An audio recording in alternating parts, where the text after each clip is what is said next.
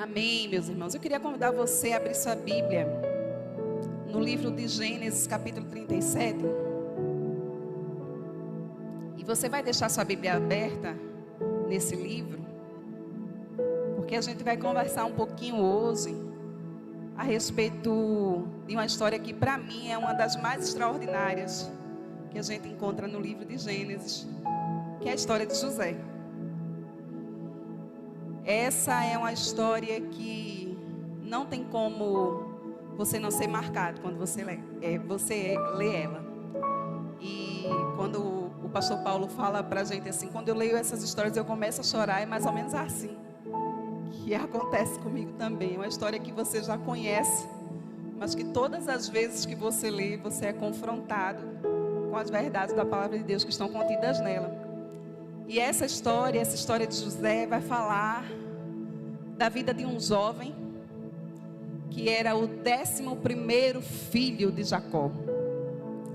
E o relato bíblico vai revelar para a gente que José era o queridinho de papai. Ele era o preferido de seu pai. José era preferido por seu pai. A Bíblia diz que por ser ele filho da sua velhice, mas também era porque José era o filho de Raquel, a mulher a qual Jacó amava e que teve que trabalhar 14 anos para conseguir casar-se com ela. E você vai ver lá no versículo 37, justamente no versículo 3 do capítulo 37, justamente esse relato nos dizendo: ora, Israel amava mais a José que a todos os seus filhos, porque era filho da sua velhice. Você vai perceber que José tinha uma preferência do seu pai.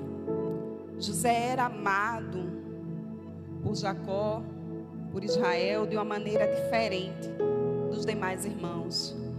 E quando a Bíblia diz que ele tinha esse amor, isso pode causar uma estranheza para nós, porque essa coisa de preferência de filhos nunca vai dar muito certo, né? Mas há um significado tão profundo aqui. Sabe, os 10 primeiros filhos de Jacó foram gerados por mulheres que não eram aquelas que ele amava, aquela que ele desejava ter casado. E esses foram filhos de uma trapaça que o sogro de Jacó fez com ele. Porque Jacó trabalhou por Raquel e recebeu Lia como sua primeira esposa. E de Lia e de suas criadas, Jacó gera 10 filhos. Mas com Raquel, a esposa amada, Jacó gera José.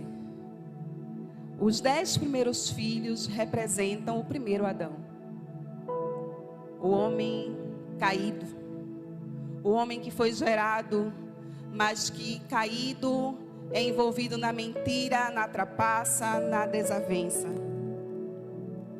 Raquel gera José, filho gerado das entranhas do amor.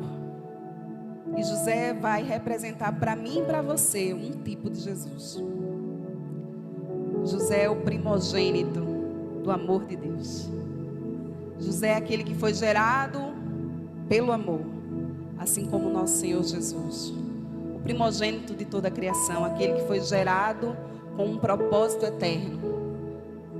E a vida de José vai nos ensinar muito nessa noite. E espero que ela te ensine muito, assim como me ensinou.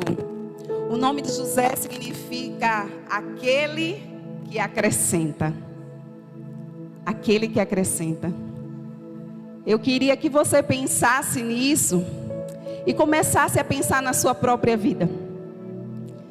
Talvez alguns de vocês tenham ouvido palavras a respeito da geração e da concepção de vocês, de que não era para ser, de que você foi um descuido. Tem um ditado que diz que primeiro filho é amor, segundo é descuido e o terceiro o povo diz que é falta de higiene. Eu sou terceira filha, mas eu sou fruto de amor. E você também é fruto de amor, do amor de seu pai por você. E você não foi gerado por acaso, por descuido ou por qualquer outro motivo.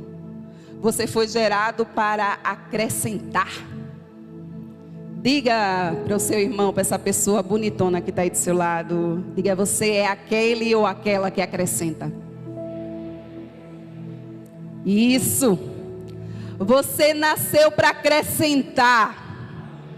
Você não nasceu para atrapalhar. Você não nasceu para piorar a situação da sua família. Você nasceu para acrescentar, meu irmão. E José carregava essa direção profética no seu nome, aquele que acrescenta. E ele não somente veio para acrescentar alegria à vida de seu pai, porque certamente ele trouxe muita alegria, porque ele era filho da mulher a qual Jacó muito amava, Raquel. Mas ele também veio acrescentar a vida dos seus irmãos e a todo o povo, a toda a nação de Israel. José tinha essa missão carregada já no seu nome, e cada um de nós também tem aqui uma missão. Nós nascemos com esse mesmo propósito, aquele que acrescenta, aquela que acrescenta. Essa também é a nossa história. E nós vamos ver que a história de José, narrada aí, começando a ser narrada nesse capítulo 37, vai nos apresentar um adolescente de 17 anos. A Bíblia diz que José tinha 17 anos e estava na companhia de seu pai e de seus irmãos lá em Canaã. Veja isso, nós vemos isso nos versículos 1 e 2. Habitou Jacó na terra das peregrinações do seu pai, na terra de Canaã. Esta é a história de Jacó. Tendo José 17 anos, apacentava os rebanhos com seus irmãos, sendo ainda jovem, acompanhava os filhos de Bila, os filhos de Zilpa, mulheres de seu pai, e trazia más notícias deles a seu pai. Observa, eu queria chamar a tua atenção para um detalhe que a Bíblia diz aqui. A Bíblia diz que Jacó e José e todos os outros filhos moravam na terra de Canaã. Eles moravam na terra de Canaã, terra que depois, lá na frente, de muitos anos à frente, todo o povo de Israel ia peregrinar pelo deserto para conquistar essa terra. Mas José já estava lá. José já habitava na terra de Canaã. E a Bíblia fala dessa terra como uma terra prometida, a terra que mana leite e mel, uma terra que era uma terra onde havia abundância de tudo. E José estava nesse lugar. E às vezes a gente olha para o lugar que a gente mora e diz assim, rapaz, lugar ruim de morar, e a gente reclama, mas a gente se acostuma até com esse lugar que a gente mora, que a gente considera um lugarzinho ruim de morar. E José estava num lugar muito bom de morar. José morava bem, essa que é a verdade. Ele estava na terra de Canaã. Mas, para que ele começasse a viver a história de ser aquele que acrescenta, ele ia ter que sair desse lugar. Ele ia ter que sair da zona de conforto. Sabe, muitas vezes a gente tem muita resistência a sair de lugares de acomodação. Às vezes o lugar nem é tão bom assim, mas a gente se acomodou ali, e a gente quer ficar ali, porque é confortável, porque mudar dá trabalho, mudar dói, e a gente nem sempre quer passar por essa dor. Mas José precisaria sair. José precisaria sair da terra de Canaã. Eu e você também, para vivermos a história de sermos aqueles que acrescentam, vamos precisar sair. Vamos precisar abandonar a nossa zona de conforto. Mas antes de José sair, antes de José abandonar esse lugar, alguns acontecimentos marcaram a vida desse adolescente. Observa que a Bíblia vai nos dizer que José ganhou um presente especial. Acompanhe a leitura aí nos versículos de 3 a 4. A Bíblia diz: ora, Israel amava mais a José que a todos os seus filhos, porque era filho de sua velhice, e fez-lhe uma túnica talar de mangas compridas. Vendo, pois, seus irmãos que o pai o amava mais que a todos os outros filhos, odiaram-no e já não lhe podiam falar pacificamente. A Bíblia está dizendo que José ganhou uma túnica colorida. Eu vim de propósito com minha roupa de José. Eu imagino que ela era tão bonitona quanto. Eu acho que era mais bonita. E chamava atenção.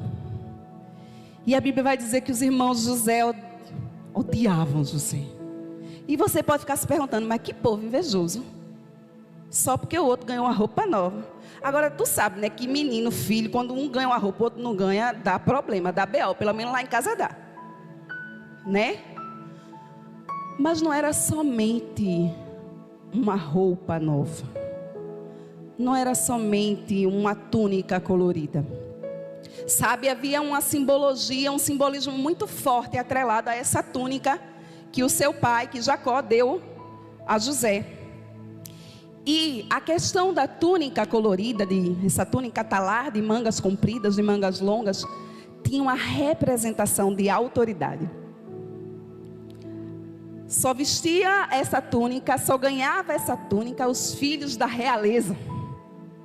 Aqueles que exerceriam governo, aqueles que exerceriam autoridade. Agora observa, José era o 11º filho de Jacó. O mais velho era Rúben. Então essa túnica devia ser para Rúben, porque ele era o primogênito. Só que José era o filho do amor. E Jacó, quando entrega a José a túnica talar, ele estava dizendo: meu filho, você vai governar sobre os seus irmãos.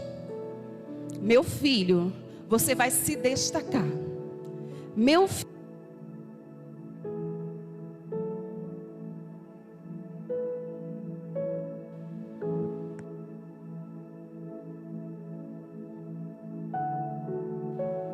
você é especial. Sabe, meus irmãos, é tão importante a gente compreender que nós também ganhamos uma roupa nova.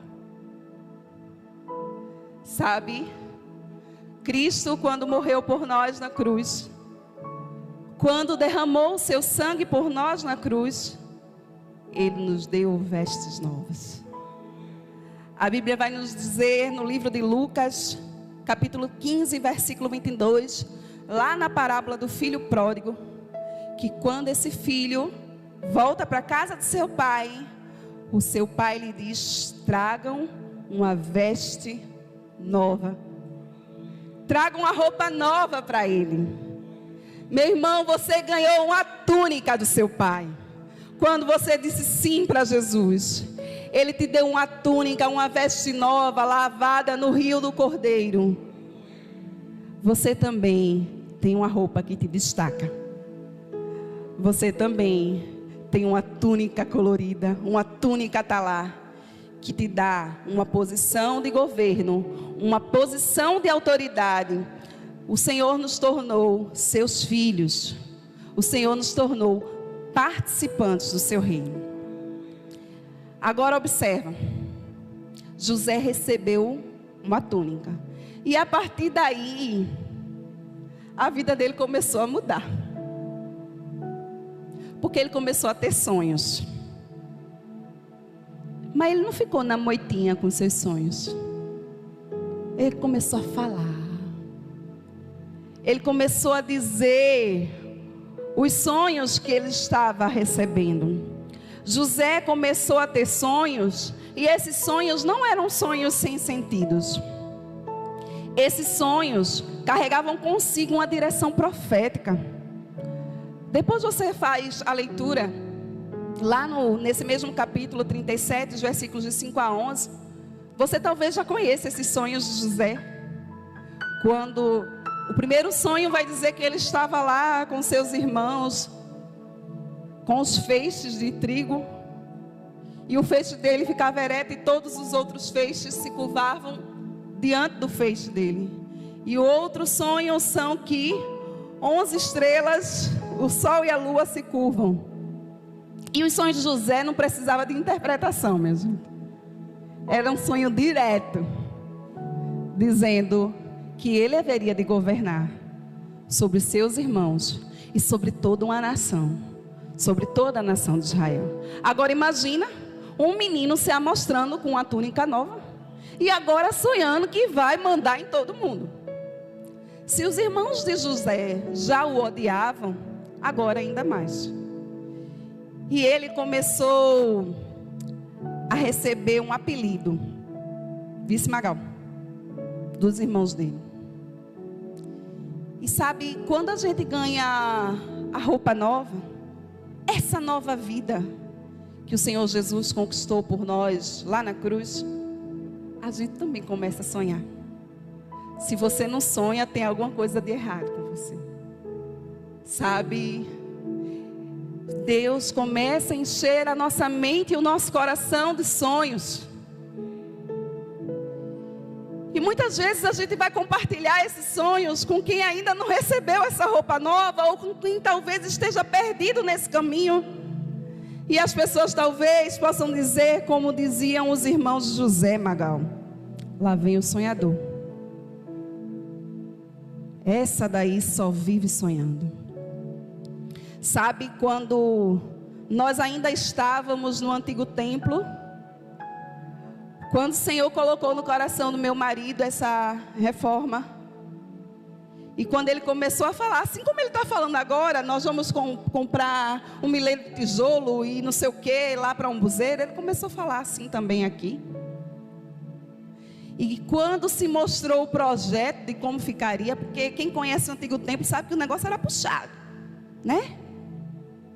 Quando começou a se imaginar como é que ficaria isso aqui, que hoje é uma realidade, algumas pessoas disseram assim: ele endoidou.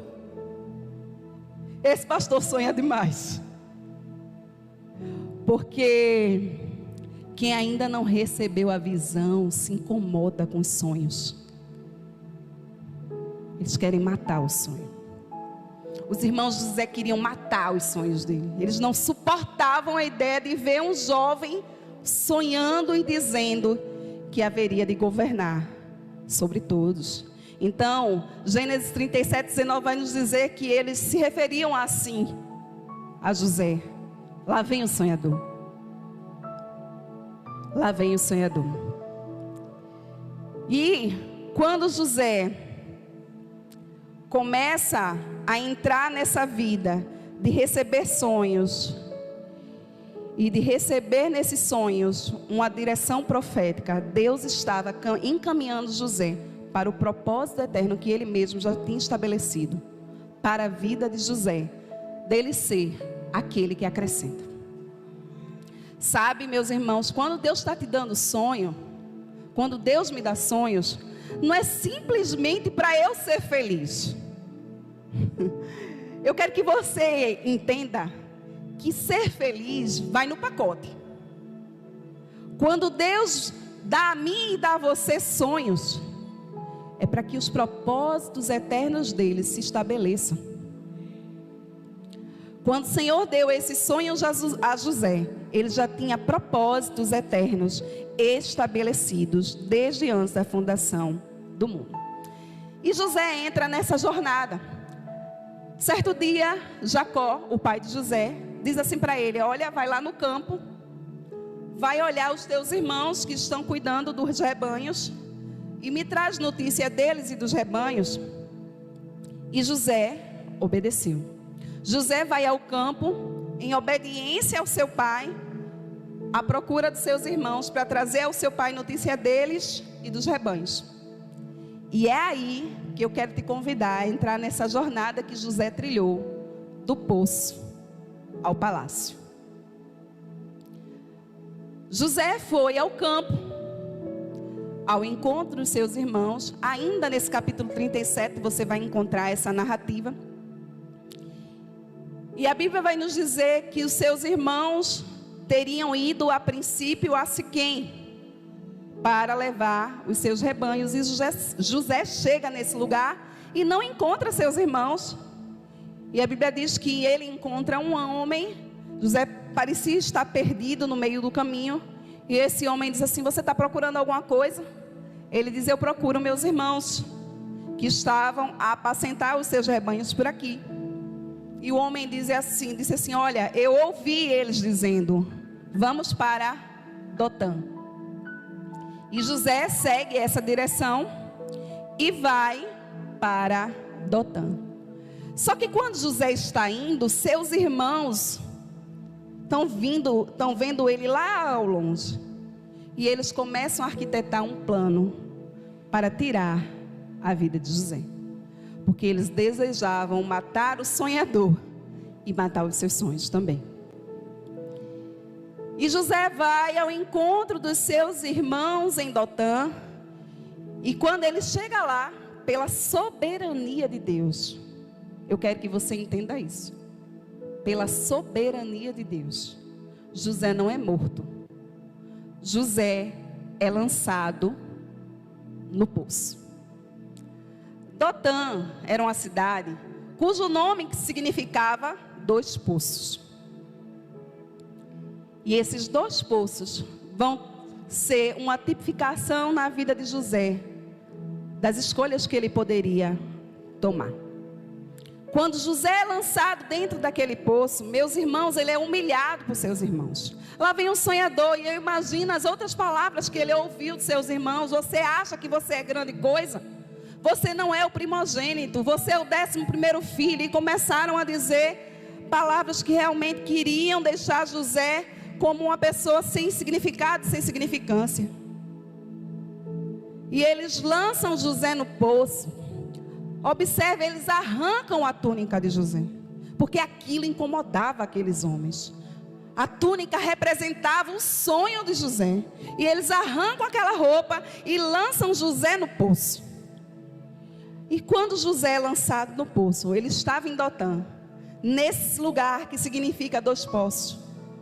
José tinha ali uma escolha crucial para fazer na sua vida. José ou seguiria a sua vida se vitimando, se amargurando, mantendo no seu coração ira e raiva e amargura contra seus irmãos, mantendo um sentimento de vingança contra eles, ou ele escolheria ir para o outro poço, lançar-se no poço da presença de Deus, no poço das promessas de Deus, daquele que deu os sonhos a ele, daquele que disse: você vai governar sobre eles, você não vai morrer nesse lugar.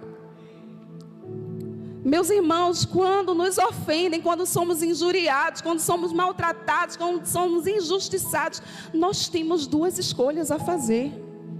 Qual é o poço que a gente vai querer ficar? A gente pode ficar no poço da ofensa.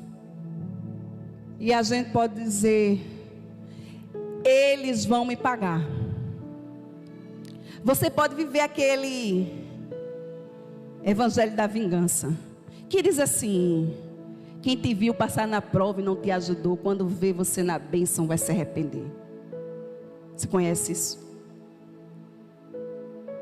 Ou você pode compreender que você é aquele que acrescenta, que você nasceu por um propósito, que ninguém vai te lançar no poço se não estiver na soberania de Deus.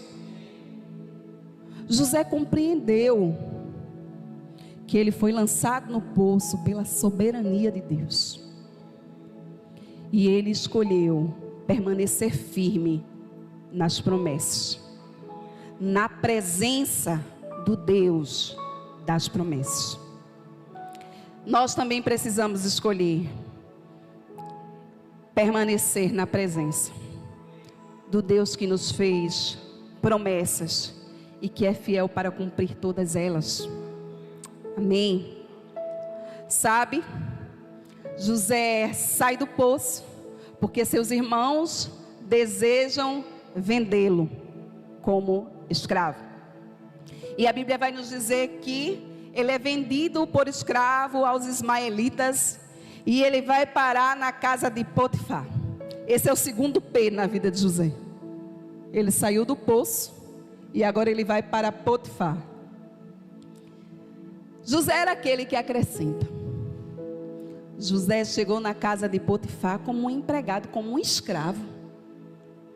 Mas ele tinha em sua mente, e muitas dessas promessas eu estou vivendo hoje, e algumas eu ainda nem vivi.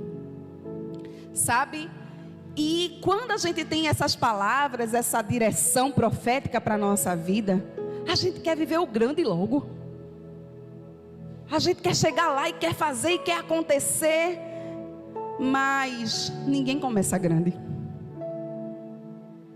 Você precisa entender que ninguém começa grande.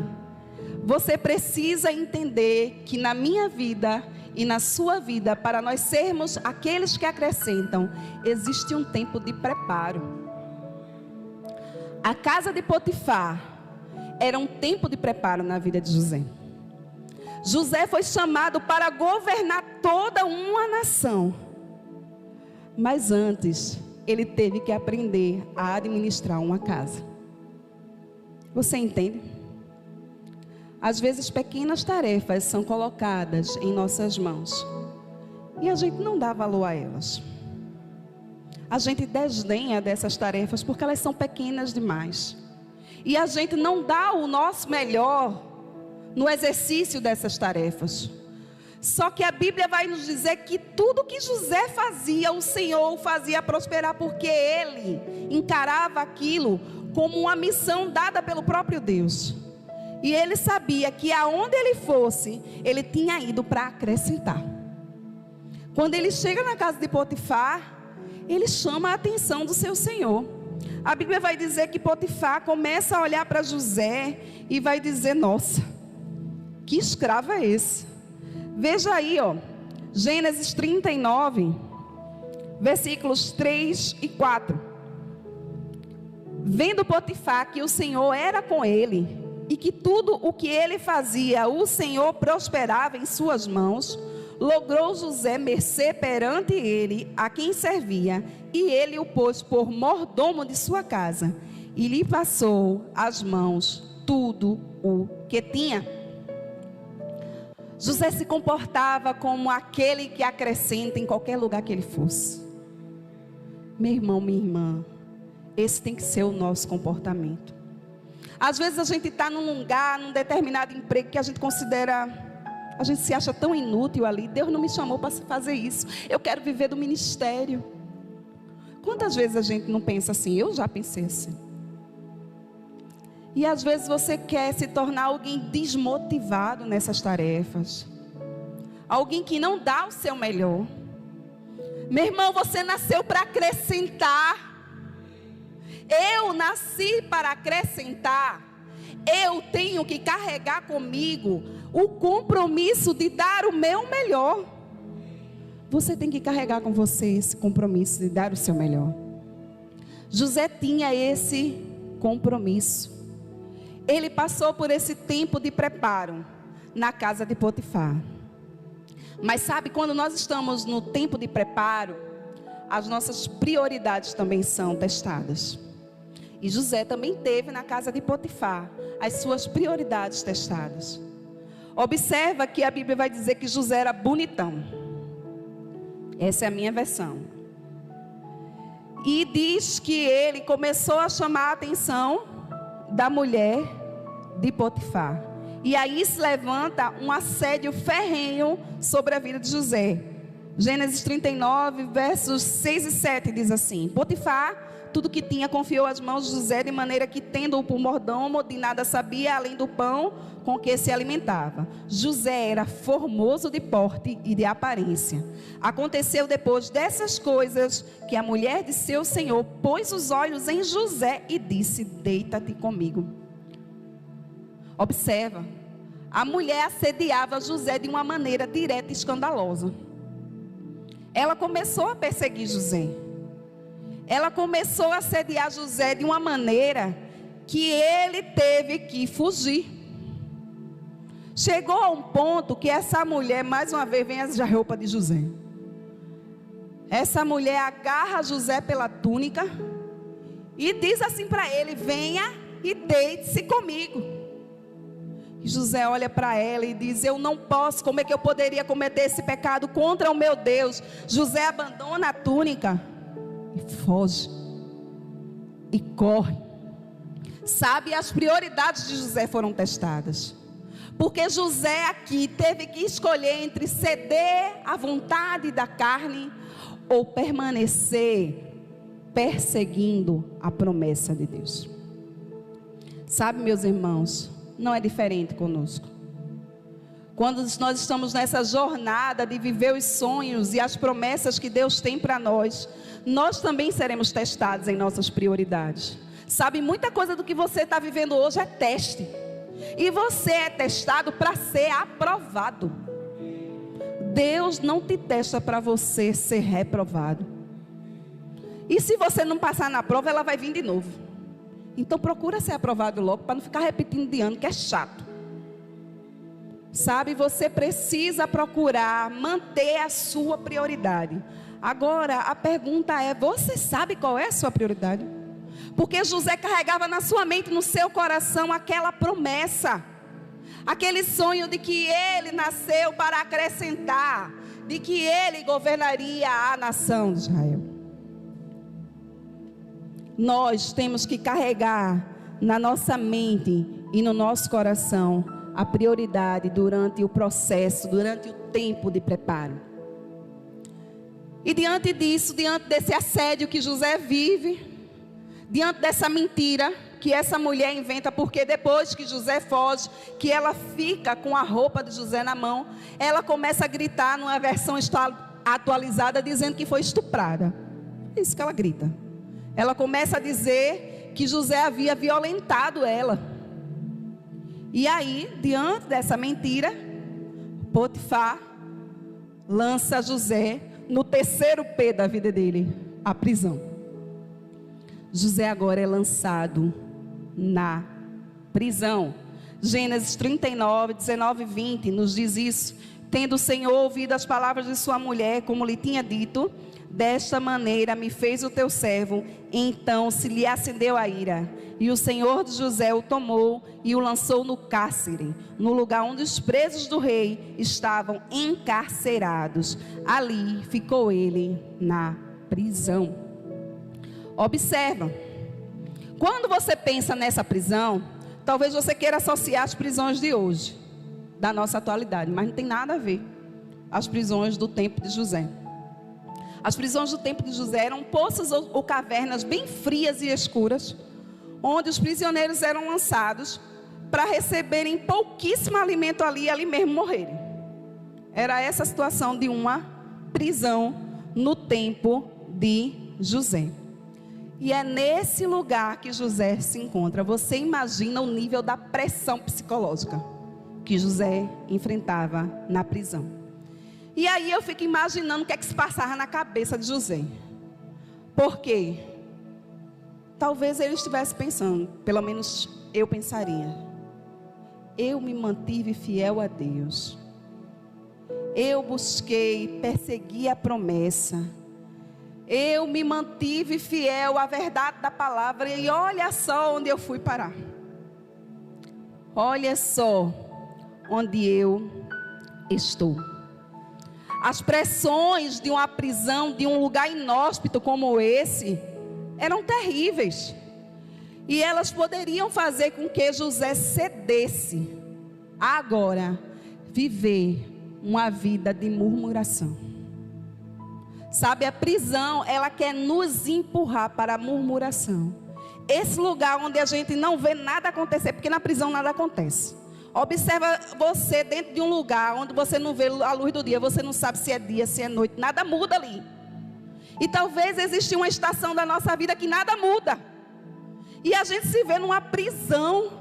E às vezes essas pressões da prisão vão querer fazer com que a gente comece a viver uma vida de murmuração, de reclamação.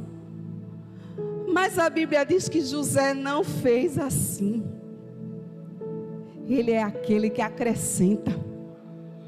Meu irmão, José dentro da prisão se comporta como um administrador, como aquele que nasceu para acrescentar. Dentro da prisão, José dá o seu melhor. Eu fico imaginando o que é que ele fazia naquele lugar. Porque dentro da prisão a gente só quer chorar. Porque dentro da prisão a gente só quer se lamentar. Porque dentro da prisão a gente só quer dizer: nada acontece, nada muda, eu cansei. A gente ouviu ontem que nós receberemos a promessa se não desfalecermos. Mas a prisão é um lugar que quer fazer com que a gente desfaleça. José não desfaleceu. José, ele venceu as pressões.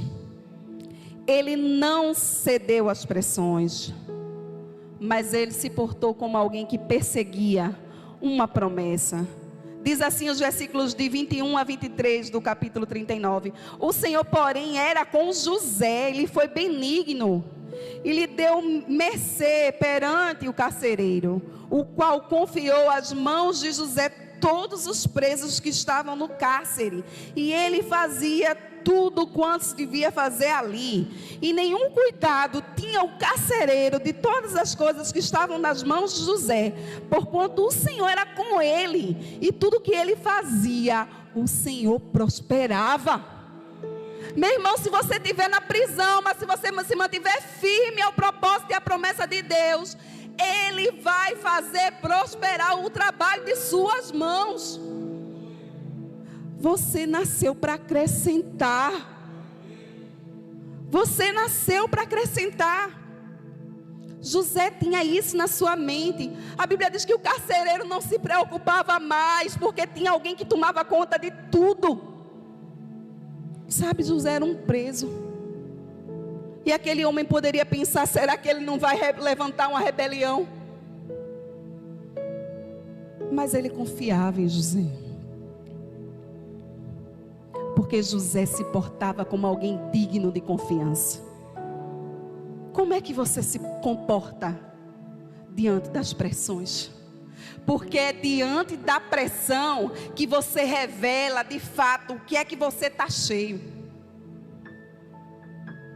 Quando uma esponja cheia de água é pressionada, o que é que sai dela? É água. Quando você estiver diante de pressões, o que vai sair de dentro de você é o que você está cheio. E José estava cheio da presença do Deus da promessa. Ele estava cheio, por isso ele podia suportar as pressões. Mas na prisão, José também precisou exercitar a paciência e a perseverança. Observa que José recebeu da parte de Deus os dons de revelações. E naquele lugar, 2 prisioneiros tiveram sonhos. A Bíblia diz que o padeiro teve um sonho, e também o copeiro teve um sonho. E José interpreta os sonhos desses 2 prisioneiros, tanto do copeiro quanto o sonho do padeiro. E os dois tiveram finais bem diferentes, né? O copeiro vai ter a sua função restituída depois de 3 dias. E o padeiro teria a sua vida aniquilada, ele seria morto depois de 3 dias. Você vai encontrar essa narrativa no capítulo 40 do livro de Gênesis. E observa que quando José traz a interpretação do sonho do copeiro, aquele que permaneceu vivo e teve a sua função restituída, José chega para ele e diz assim: olha, quando você estiver lá diante do faraó, lembre-se de mim, fale dele, fale de mim para ele. E o copeiro disse: combinado, eu vou fazer isso. 3 dias se passaram, o copeiro foi restituído, o padeiro foi morto e José foi esquecido.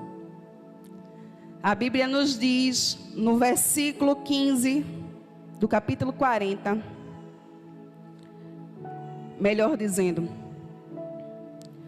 no versículo 23 do capítulo 40, o seguinte: o copeiro-chefe, todavia, não se lembrou de José, porém dele se esqueceu.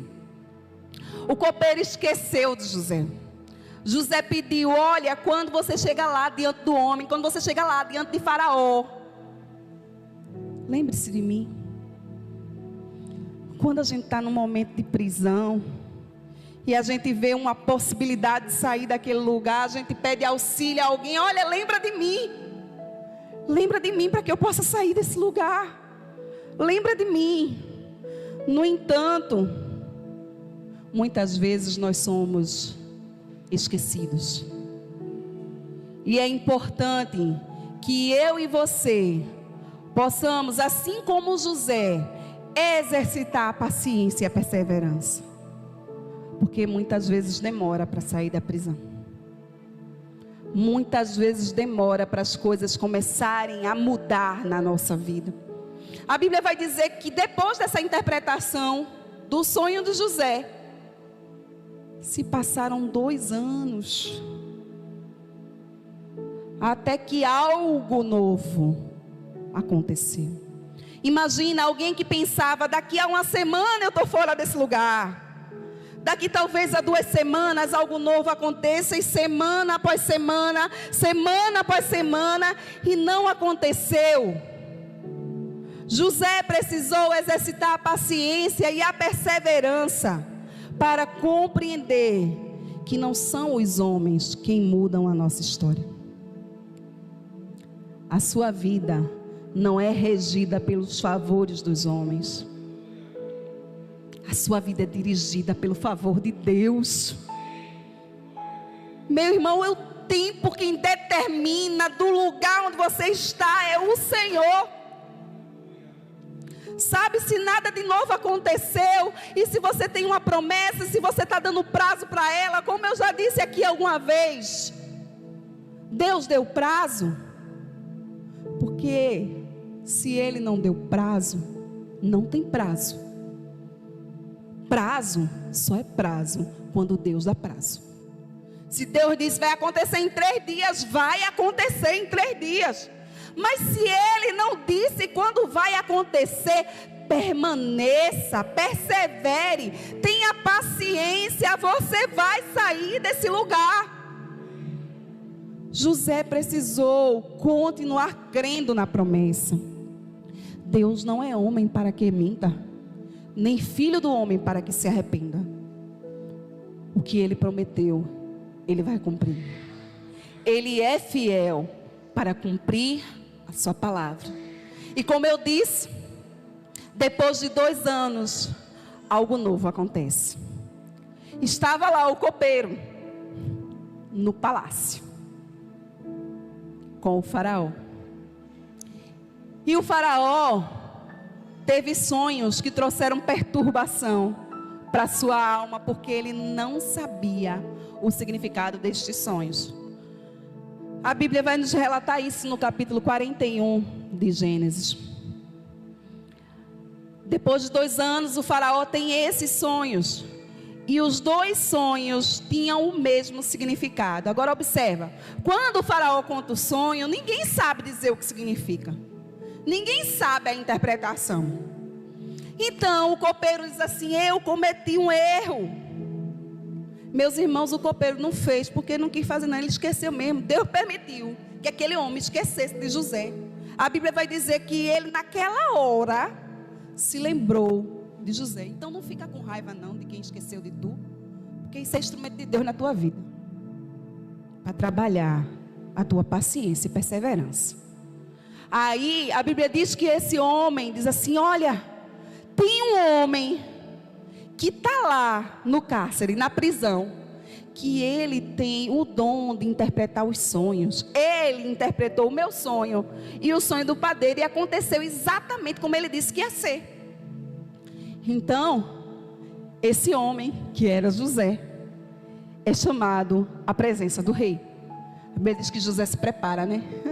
Ele se barbeia, ele toma um banho, ele vai bonitão, porque ele vai à presença do rei. Ele não vai de qualquer jeito à presença do rei. Você não vai de qualquer jeito à presença do rei. E quando ele chega lá, que ele ouve o sonho do faraó, os sonhos, porque eram 2, os sonhos das vacas magras e das vacas gordas, dos feixes. Vocês conhecem os sonhos, se não conhecerem, podem ler no capítulo 41. José traz a interpretação desses sonhos, que tinham o mesmo significado, dizendo que aquela terra passaria por 7 anos de muita fartura, e depois enfrentaria 7 anos de uma grande seca, de uma grande fome, que assolaria toda a terra. E diante da interpretação do sonho, José não somente traz a interpretação, como também dá ao faraó uma direção. Ele diz: olha, diante disso, diante desse tempo que vai vir, e esse tempo é breve, porque o Senhor te deu 2 sonhos para confirmar que isso vai acontecer em breves dias, você deve fazer exatamente assim. E José começa a dar as orientações ao faraó de como ele deveria proceder. Meus irmãos, observe que a partir, diante daquele sonho, quando o faraó começa a ouvir aquela direção que José dá, eu acho que ele começa a dizer: meu Deus, quanta inteligência, quanta sabedoria numa pessoa só. E José diz assim: olha, escolha um homem para que possa administrar tudo isso, porque você vai precisar de uma pessoa da sua confiança para administrar, porque José dá orientações ao faraó que precisava realmente de inteligência e de sabedoria da parte de Deus. Então o faraó olha para José e para todos os outros líderes e diz assim: aonde é que eu vou encontrar um outro homem que não seja você? José era aquele que acrescenta. Ele chegou ali para acrescentar. Ele chegou ali para fazer a diferença. Ele não somente disse assim: olha, essa é a interpretação que nem eu faço com as minhas ovelhas, agora tu que lute, né? Porque eu não sei mais, né? Mas José disse assim: olha, a interpretação é essa, e você deve agir dessa forma. Ele tinha um propósito. E Faraó ficou tão admirado com aquilo que ele disse: olha, a partir de agora você será o governador do Egito. Meus irmãos, o sonho de José estava acontecendo. Agora deixa eu te dizer só um detalhe. Quando José recebeu esse sonho, ele era um menino de 17 anos. E agora, ele é um jovem de 30 anos. 23 anos se passaram. Está demorando a acontecer a promessa? Eu posso te dizer que o tempo de espera de José foi até pequeno, diante de outras promessas que a gente vê na Bíblia. 23 anos se passaram e José seguiu firme, seguindo a promessa, perseguindo essa promessa, seguindo a presença de Deus, porque ele sabia que ele nasceu para acrescentar.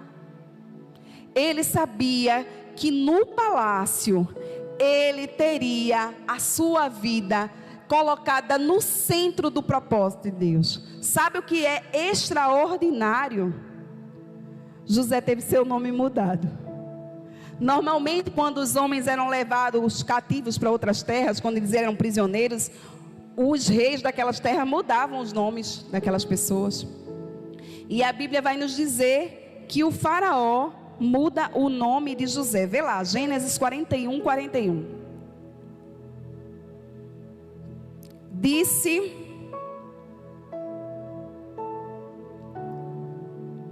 É Gênesis 41, 45 na realidade, é a referência. E a José chamou Faraó de Zafenate Paneia. Zafenate Paneia. E você diz: que nome é esse? Zafenate Paneia. Esse foi o nome que José recebeu do faraó quando foi estabelecido como governador do Egito. Você sabe o que isso significa? Salvador do mundo. José foi chamado pelo governador do Egito como Salvador do mundo, porque Deus havia dado um sonho para um menino de 17 anos, que a princípio pensava que aquele sonho só tinha a ver com ele, que aquele sonho somente era para ele. Mas Deus disse assim: olha, o sonho que eu estou te dando é muito maior do que você. Eu vou fazer você instrumento de salvação, e você vai apontar para aquele que de fato vai salvar o mundo, o meu filho Jesus Cristo. Ele é o Salvador do mundo. Os sonhos que Deus tem dado a mim e a você não dizem respeito somente a mim e a você. Eles são para salvar o mundo. No palácio, José pôde experimentar da parte de Deus a providência, o perdão e a provisão, porque é no palácio que ele reencontra os seus irmãos. Meus irmãos, eu fico imaginando o peso desse encontro. A Bíblia nos relata, já no capítulo 45, que José encontra seus irmãos, e depois desse encontro, depois de idas e vindas, eu te aconselho a ler essa história se você ainda não leu. José se revela aos seus irmãos. Eu queria ler esse relato com você. Gênesis 45, os versículos de 4 a 8. Disse José a seus irmãos: agora chegai-vos a mim. E chegaram-se. Então disse: eu sou José, vosso irmão, a quem vendestes para o Egito. Agora, pois, não vos entristeçais, nem vos irriteis contra vós mesmos, por me haverdes vendido para aqui, porque para a conservação da vida, Deus me enviou adiante de vós, porque já houve 2 anos de fome na terra, e ainda restam 5 anos em que não haverá lavoura nem colheita. Deus me enviou adiante de vós, para conservar a vossa sucessão na terra, e para vos preservar a vida por um grande livramento. Assim não fostes vós que me enviastes para cá, e sim Deus, que me pôs por pai de Faraó e senhor de toda a sua casa, e como governador em toda a terra do Egito. Meus irmãos, quando José está diante de seus irmãos, olha, ele podia dizer: agora eu vou me vingar de vocês. Agora vocês vão pagar por tudo que vocês me fizeram. Agora vocês vão pagar por terem me feito crescer longe do meu pai que me amava. Agora vocês vão me pagar por eu ter crescido como órfão. Agora vocês vão me pagar por eu ter sido lançado na prisão. Vocês vão me pagar todo o mal. Ele poderia ter se comportado assim, mas ele entendeu que agora ele tinha um propósito de ser o Salvador do mundo, de apontar para aquele que salvaria o mundo para sempre. E ele diz aos seus irmãos: olhem, não se entristeçam, não se irritem contra vocês mesmos, não fiquem com medo. Não foram vocês que me lançaram aqui. Não foram vocês que me mandaram para o Egito. Não foram vocês. Vocês não governam a minha vida.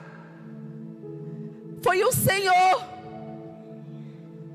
Foi o Senhor quem fez todas essas coisas. Meu irmão, cada prova que você passou, o poço, a prisão, a casa de Potifar, tudo foi o Senhor. Sabe, não são os homens quem determinam as estações da nossa vida, não são. É o Senhor. É a soberania de Deus. Quando Deus te dá uma promessa, Ele vai te preparar no processo, meu irmão. E muitas vezes esse processo é doloroso. A Bíblia nos diz que nós somos provados como que passando pelo fogo. O ouro, ele é refinado passando pelo fogo. Você não vai se tornar um metal puro, uma joia rara, se você não for provado. E não diga que é culpa dos homens. Não é. Eles não determinam a minha vida nem a sua. Mas você pode estar dizendo: você não sabe o que eu passei. Você não sabe o que fizeram comigo. Eu fui abusada por aqueles que deveriam me proteger. Eu fui violentada por pessoas que deveriam me amar. Eu fui vendido por aqueles que eram os mais chegados a mim. Você nasceu para acrescentar. Você nasceu para acrescentar. E você tem que, assim como José, escolher trilhar uma jornada de providência, de perdão e de provisão. José disse assim: olha, Deus me mandou aqui para providenciar para vocês alimento, para providenciar para vocês uma terra, para preservar a descendência, porque todos eles iriam morrer de fome. José, ele preservou a descendência, os ascendentes de Cristo. José preservou a Judá. José preservou toda uma nação. Eles só se mantiveram vivos porque aquele homem decidiu não ficar magoado, não ficar preso na ofensa, não ficar preso em suas dores. Ele decidiu viver para acrescentar. E ele decidiu perdoar. Ele disse: não se preocupem, sou eu, José, eu estou aqui perto de vocês. Eu não vou matar vocês. Eu não vou me vingar de vocês. Pelo contrário, eu represento a providência de Deus na vida de vocês. Meu irmão, você pode dizer isso para aquele que te magoou, para aquele que te feriu. Eu represento a providência de Deus na sua vida, para você conhecer alguém que perdoa, para você conhecer alguém que ama, para você conhecer o bom perfume de Cristo, porque é muito fácil amar quem te ama. Ele está te chamando hoje para ser aquele que acrescenta, para viver os sonhos dele. Eu não sei quais são os sonhos que Deus te deu. Às vezes a gente está pensando assim: já passou, já faz tanto tempo, nada muda, é só sofrimento. Ei, você nasceu para acrescentar. Deus é fiel à sua palavra. Mas deixa eu te dizer uma coisa: não tem a ver com você. Não tem a ver com você. Os sonhos que Deus te dá tem a ver com Ele. Tem a ver com a expansão do seu reino. Tem a ver com a provisão de Deus. Tem a ver com o perdão de Deus. Tem a ver com a providência de Deus. Deus providenciou você para ser aquele que vai representar o Salvador do mundo. Para aquele que vai representar Cristo. Meu irmão, o Senhor está te convidando nessa noite a viver os seus sonhos.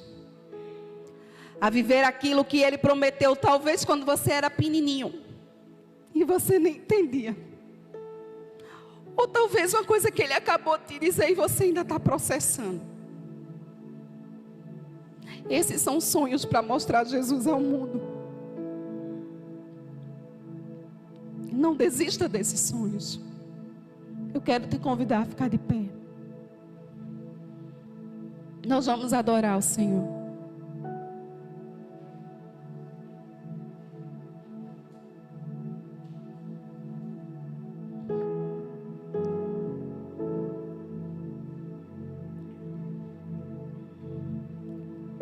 No poço,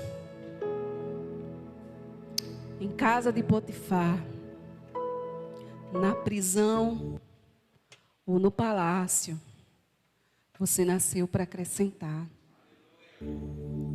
Você nasceu para viver os sonhos de Deus e para apontar para aquele que é o Salvador do mundo, para apontar para Cristo, aquele que te dá sonhos e faz com que todos eles se cumpram.